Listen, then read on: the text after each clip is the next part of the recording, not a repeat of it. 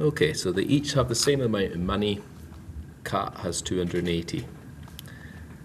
Cat's amount is 2/3 of B's amount. So if B, for example, has 1, then Cat would have to have 2/3 of it, so 2/3 of the 1.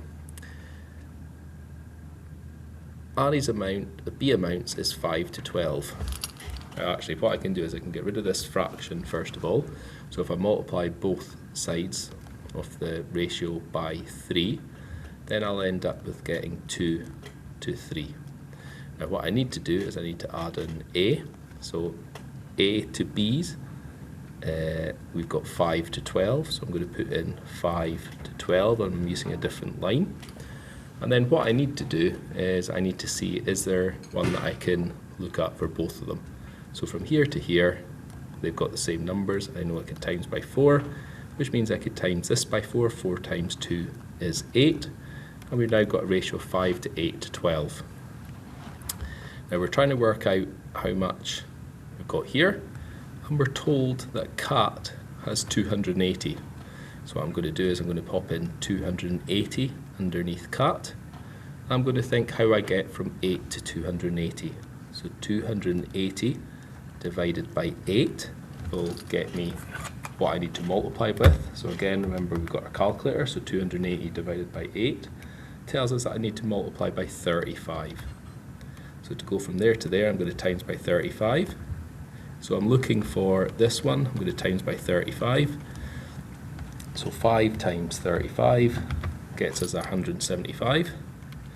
Now I'm actually going to times the 12 by 35 as well to get me 420. Now the reason I'm going to do that is I'm just going to check that if I do 420 times by 2/3, I'll just pop that in my calculator, it gives me my 280. So I know that this seems to be correct in the ratio.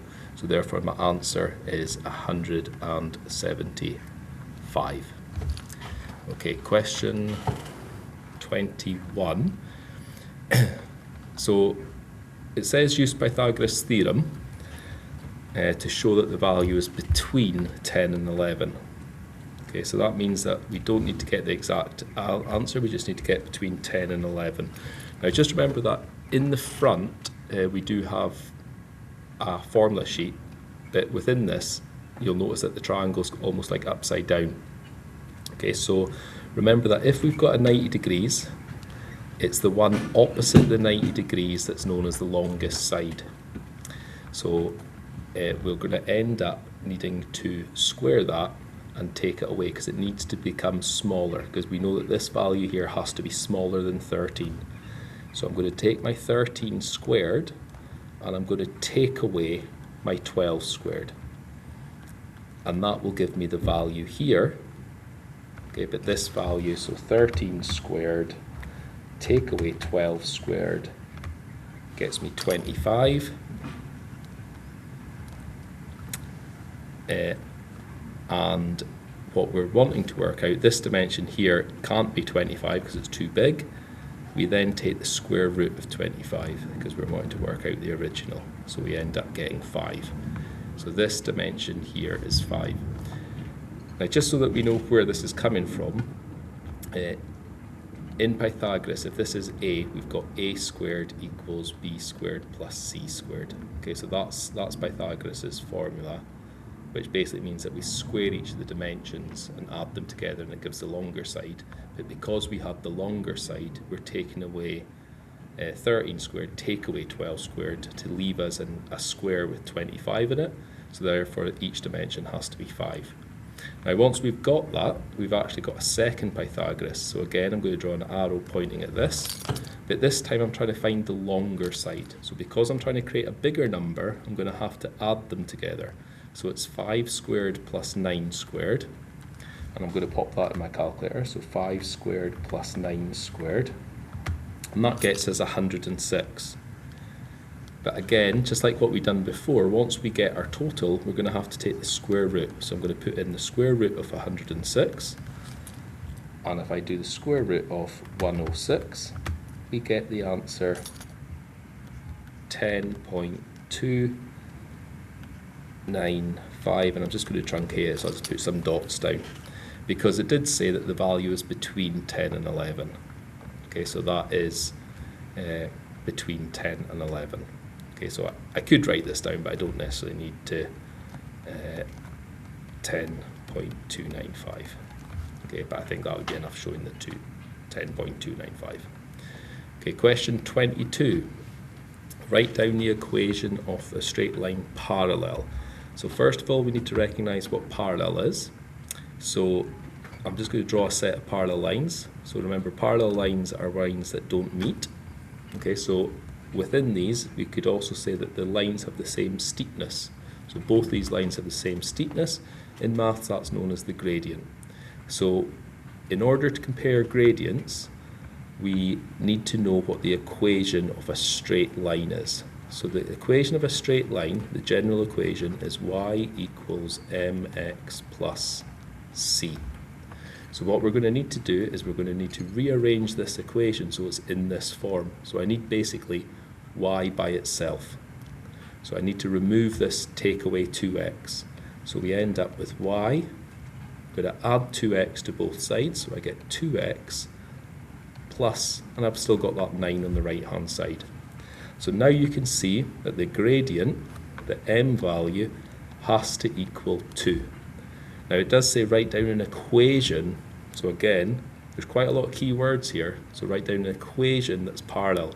So I just need to write down any equation that also has a gradient of 2, but it'll need to be in a different bit. I can't write down plus 9 again, because then it would actually just be the same line. It would still have the same gradient, but it would actually be the same line. So I'm just going to put down, I could either leave it as y equals 2x, I'm just going to put brackets, but I could say plus anything. Okay, so plus 5, for example, but that in that bracket it could be anything. Okay, so a straight line has a gradient of 5, so gradient means that m equals 5, and passes through the point 3, 7. So remember x, y. Okay, so x is 3, y is 7. Circle the equation of the line. Okay, so we're going to have to kind of think, well, if I've got y equals mx plus c, then what I could do is replace the y with 7, the m with 5, times 3 plus c. Now 5 3s are 15, so we get 15 plus something to equal 7. Well, I can't really add on a positive, so I'm going to have to add on a negative to bring us back down. So it's going to have to be take away 8. So it's going to have to be 5x take away 8. If I try and do this by elimination, the problem is gradient is 5, so in theory it could be that one. It can't be this one. So this is the only other possibility, but it doesn't work because 5 times 3, 5 times 3 gives me 15, but I don't want it to be 15, I want it to be 7. Okay, question 23. Here is a diagram of a rectangular picture frame. Here is the formula to calculate the cost of the picture frame. So the cost is 16 plus 7 over 10 with this p. We don't know what the p stands for, so it probably tells in the next line. So c is the cost in pounds. P is the perimeter of the frame. So we need to understand what perimeter is. Okay, so perimeter is walking your way round the outside. So I'm going to pick a starting point and I'm going to say, well, the perimeter is going to be 24 plus 19 plus 24 plus 19. Now again, this is a calculator question, so I'm not going to take any risks. I'm just going to pop it straight in my calculator. Again, it's walking the way round till we get back to the start. It's got 4 sides, so I'm expecting to add 4 numbers together. So 24 plus 19 plus 24 plus 19 gives us the perimeter of 86.